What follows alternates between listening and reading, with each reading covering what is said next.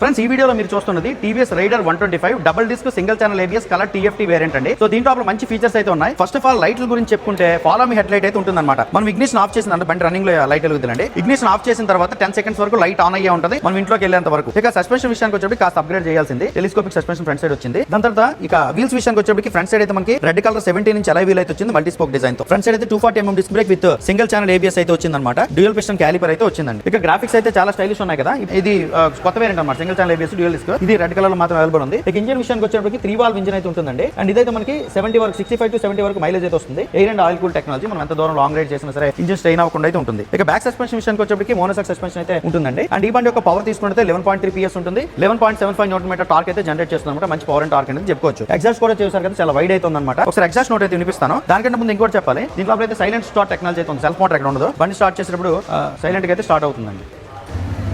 So exhaust note అయితే చూడండి ఒకసారి, చాలా వెరీ రిఫైన్డ్ అయితే ఉంటుంది అనమాట. థ్రాటిల్ రెస్పాన్స్ కూడా చాలా బాగుంటుందండి దీంట్లో లోపల.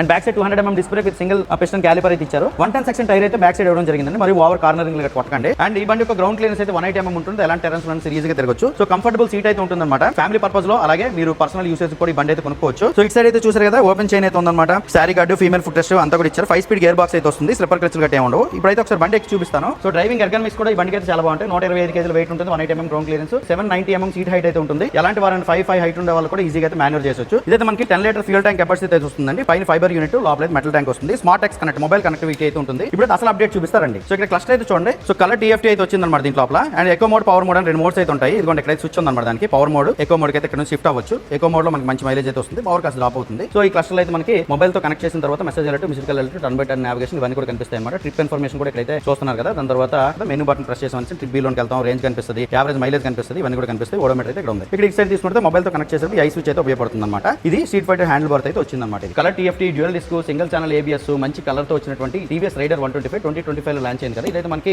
మోరంపూడిలో ఉన్నటువంటి ఎస్వీఎస్ టీవీఎస్ షోరూమ్ లో అయితే మనం రివ్యూ చేసాం. సో ఈ బండి యొక్క ఆన్ రోడ్ ప్రైస్ అయితే 1,23,000 రూపాయలు అయితే ఉంటుందండి. షోరూమ్ కాంటాక్ట్ డీటెయిల్స్ అయితే నేను టైటిల్ లో ఇచ్చాను. మీరైతే షోరూమ్ కాంటాక్ట్ అవ్వచ్చు. ఈ వీడియో మీకు ఎలా అనిపించింది కామెంట్ చేయండి. వీడియో వస్తే లైక్ చేయండి. Thank you.